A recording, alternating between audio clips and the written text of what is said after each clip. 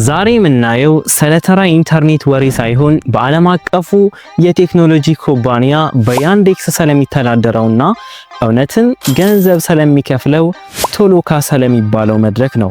ቶሎካን ሰርተህ ሀብታም ትሆናለህ ወይስ ጊዜህን ነው የምትጨርሰው? ድካሙና ክፍያው ይመጣጠናል? እና አብዛኞቹ ኢትዮጵያውያን ተጠቃሚዎች የማይነግሩህ ገቢህን በሁለት እጥፍ ሊያሳድጉ የሚችሉ 3 ድብቅ ስልቶች ምንድን ናቸው? ታስታውሱ እንደሆነ ከዚህ በፊት ምርጥ 5 የኦንላይን ስራዎች ብዬ የሰራሁት ቪዲዮ ነበር። እዛ ቪዲዮ ላይ ብዙ ጠቃሚ ነገሮችን አንስተን ነበር። ከዛ ቪዲዮ በኋላ ግን ኮሜንት ላይ ምን እንደተፈጠረ ታውቃላችሁ? ቋንቋ በማስተማር የሚሰራውን ስራ ሳየን የሚለው ጥያቄ ጣራ ነካ። እሺ ብዬ እሱንም ሰራው። አሁን ደግሞ ስለ ቶሎካ ስራ፣ ቶሎካ እንዴት ነው?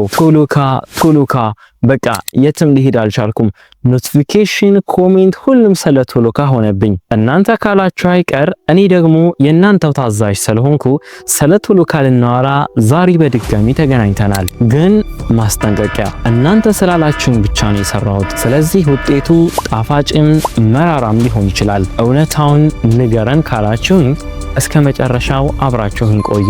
ይህ ቪዲዮ እንደተለመደው በቀን $100 ታገኛለህ፣ በሳምንት ሚሊዮነር ትሆናለህ የሚል የውሸት ተስፋ የምንሰጥበት አይደለም።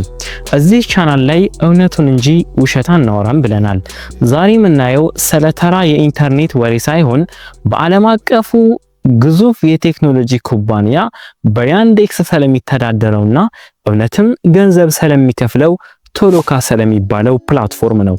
ቶሎካን ሰርተህ ሀብታም ትሆናለህ ወይስ ጊዜህን ነው የምትጨርሰው?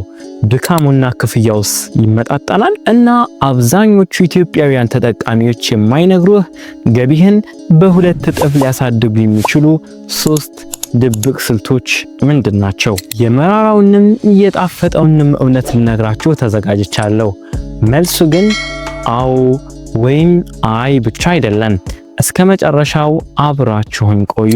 ምክንያቱም በቪዲዮ መሃልና መጨረሻ ላይ የምነግራችሁ ሚስጥሮች ጊዜያችሁን ወደ ገንዘብ መቀየር አለመቀየሩን ይወስናሉ። በቅድሚያ ወደ ዋናው ጉዳይ እንግባ። ለመሆኑ ቶሎካ ምንድን ነው? ስሙን ሰምተነዋል። ምን እንደሆነ በትክክል እንገራችሁ። በቀላል አማርኛ ቶሎካ ማለት የኤአይ ወይም የአርቲፊሻል ኢንቴሊጀንስ የሮቦቶችን አእምሮ የምናሰለጥንበት ቦታ ነው። ይህ ስራ ዲጂታል የቀን ስራ ልትሉት ትችላላችሁ። ለምሳሌ ጉግል ወይም ያንዴክስ የተባሉት ኩባንያዎች ሮቦቶቻቸው ፎቶን እንዲለዩ፣ ጽሁፍን እንዲረዱ ይፈልጋሉ። ነገር ግን ኮምፒውተሮች ወይም ኤአይ ሊሰሩት የማይችሉት የሰው ዓይንና አእምሮ የሚጠይቁ ትንንሽ ስራዎች አሉ። ለምሳሌ አንድ ሮቦት ጫማና ካልሲ ለይቶ እንዲያውቅ እናንተ ፎቶ የተሰጣችሁ ይሄ ጫማ ነው፣ ይሄ ደግሞ ካልሲ ነው ብላችሁ ለሮቦቱ ትነግሩታላችሁ። ወይም ደግሞ 2 ፎቶዎችን አይቶ የትኛው እንደሚሻል መምረጥ። አንድ ጽሁፍ ከፎቶ ጋር ይገናኛል ወይስ አይገናኝም ብሎ መወሰንም ሊሆን ይችላል። ስራው ይሄ ነው። ቀላል ነው አይደል? አንተ በሰራህ ቁጥር እነርሱ አርቲፊሻል ኢንቴሊጀንሳቸውን ያሰለጥኑበታል። አንተ ደግሞ ለሰጠኸው ደቂቃ ክፍያህን በዶላር ትቀበላለህ። እንግሊዘኛ ብዙም ባትችሉ፣ ሰርተፊኬት ባይኖራችሁ፣ ታክሲ ውስጥ፣ አልጋ ላይ ብቻ ስልካችሁ ካለ በየትኛውም ቦታ ልትሰሩት የምትችሉት ስራ ነው። እሺ አሁን ወደ ተግባር እንግባ። አካውንት አከፋፈቱ ላይ ብዙ ሰዎች የሚሳሳቱትና የአካውንታቸው እንዲዘጋ ወይም ስራ እንዲጠፋ የሚያደርጉት ስህተት አለ። ስለዚህ ተከታተሉኝ፣ ላይክ እና ሰብስክራይብ እያደረጋችሁ ማለት ነው። መጀመሪያ ፕሌይ ስቶር ወይም አፕ ስቶር ላይ ገብታችሁ ቶሎካ ኤርን ኦንላይን ብላችሁ ሰርች አድርጉ። አፑ ይመጣላችኋል። ኢንስቶል አድርጉት። ልክ ስትከፍቱት ክሬተር አይዲ ወይም ሬጂስተር ይላችኋል። ቶሎካ የሚጠቀመው የሩሲያውን ያንዴክስ ሲስተም ስለሆነ በስልክ ቁጥራችሁ መመዝገብ ትችላላችሁ። ስልክ ቁጥር ስትጠቀሙ የኢትዮጵያ ስልክ ቁጥር ስለሚሰራ +251 ብላችሁ አስገቡ። ስልካችሁ ላይ ኮድ ይልክላችኋል። እሱን ታስገባላችሁ። ከዛ ትክክለኛ ስማችሁንና ትክክለኛ የተወለዳችሁበትን ቀን በኢሮፓውያን አቆጣጠር ትሞሉለታላችሁ ማለት ነው። እዚህ ጋር እንድትጠነቀቁ የምፈልገው ወሳኝ ነጥብ አለ። እድሜያችሁ ከ18 ዓመት በታች ከሆነ ሲስተሙ አይቀበላችሁም። ስለዚህ አባብ መሆን አለባችሁ ማለት ነው። ሌላው ትልቁ ወጥመድ እዚህ ጋር እንድትሳሳቱ ሌላኛው ማልፈልገው ነገር ሁለት አማራጮች ይመጣላችኋል። want to earn money ወይም ደግሞ I want data። ስለዚህ እናንተ የመጀመሪያውን I want to earn money ገንዘብ መስራት እፈልጋለሁ የሚለውን አማራጭ ትመርጣላችሁ ማለት። ተሳስታችሁ ሁለተኛውን ከነካችሁት እናንተ አሰሪ እንደሆናችሁ ስለሚቆጥር ስራ አይመጣላችሁም። ብዙ ሰዎች እዚህ ጋር ተሳስተው ነው ቶሎካ ስራ የለውም የሚሉት። አሁን ወደ ዋናው የጨዋታ ህግ እንምጣ። ብዙ ኢትዮጵያውያን ቶሎካን ከከፈቱ በኋላ ስራ የለም ብለው ይተውታል። ለምን መሰላችሁ? ይሄ ብዙ ሰው ችግር ነው። ቶሎካ ላይ ብቻ ሳይሆን ሌሎች የኦንላይን ፕላትፎርሞች ላይም ጭምር ማለት ነው። ሚስጥሩ ቋንቋ ወይም ደግሞ ላንጉዌጅ ሴቲንግ ላይ ነው። ፕሮፋይላችሁ ውስጥ ገብታችሁ ላንጉዌጅ የሚለው ጋር የግድ እንግሊዘኛ የሚለውን መምረጥ አለባችሁ። አማርኛ ብቻ ካደረጋችሁ ስራ ራሽ ነው የማይመጣላችሁ። እንግሊዘኛን መርጣችሁ የተወሰነ መሞከር እንደምትችሉ ወይም ደግሞ ቤዚክ ኦር ኢንተርሚዲየት ምረጡ። ተጨማሪ ቲፕ ልስጣችሁ። ስራ እንዲበዛላችሁ ከፈለጋችሁ ሌላ ቋንቋ ለምሳሌ አረበኛ፣ ፈረንሳይኛ፣ ራሽያኛ፣ ጀርመንኛ እነዚህን የምትችሉ ከሆነ ወይም በጉግል ትራንስሌት መሞከር እችላለሁ ካላችሁ እሱንም ጨምሩበት።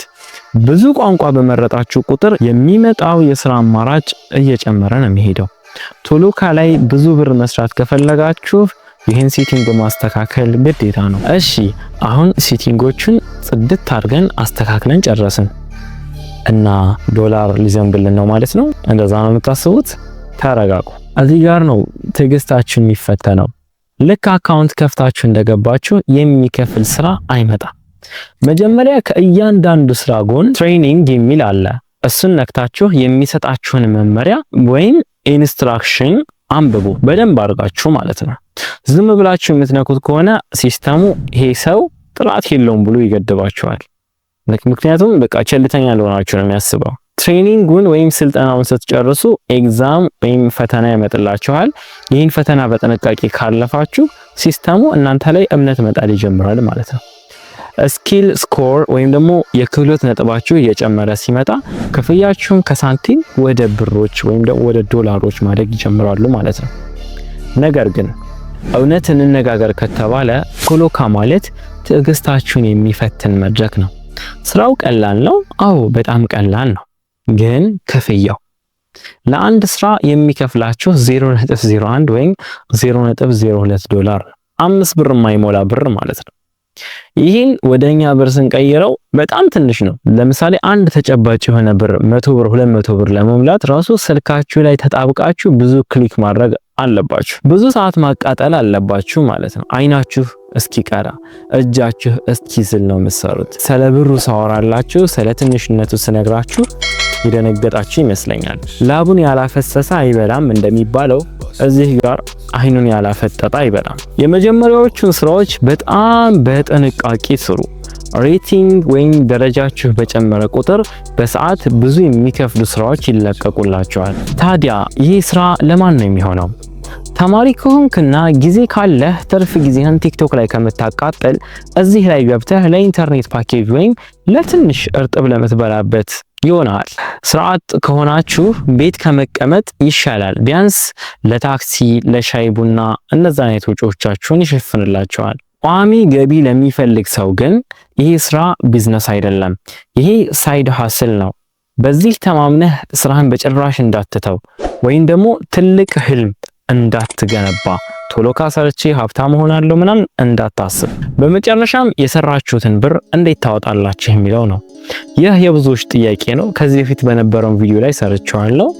እዛው አፕሊኬሽን ላይ ማይ ሜኒ የሚለውን ስትነኩ አማራጮች ይመጣሉ።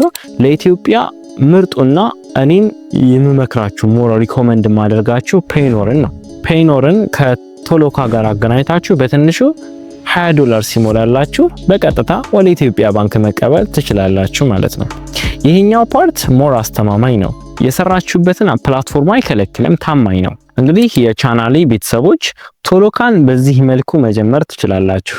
ከሁሉም በላይ ግን የኦንላይን ስራ ማለት ማጂክ ወይም ደግሞ አስማት አይደለም። የትም ብትሄዱ ስራ ስራ ነው። አሁን ቶሎካንና አይቶኪን በሁለት ፓርቶች አድርጌ ያሳየቻችኋለሁ። ለሁለቱም የሚያስፈልገው የክፍያ መቀበያ ፔይኖር ነው። ብዙዎቻችሁ ፔይኖር የለኝም ስትሉኝ ነበር።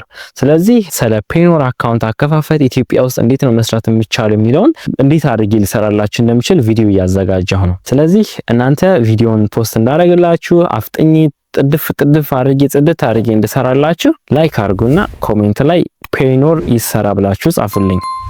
በተጨማሪም በቀጣይ ቪዲዮ ላይ ስለ ቀሪዎቹ ስራዎች ያልነገርኳችሁ አሉ አይደል? ዩዘር ቴስቲንግ የሚባሉት ትራንስክሪፕት የሚባሉት ሌሎችም የኦንላይን ስራዎች አሉና እነዛን የኦንላይን ስራዎች እንዳስተዋውቃችሁና እንዳብራራላችሁ ከፈለጋችሁ በቃ ሳብስክራይብ አድርጋችሁ የደወል ምልክቷን ነክታችሁ ጠብቁን። የቴሌግራም ቻናላችንንም ደግሞ መቀላቀል ትችላላችሁ። ለጓደኞቻችሁ ሼር አድርጉ። ሰብስክራይብ ማድረግ እንዳትረሱ። መልካም ቆይታ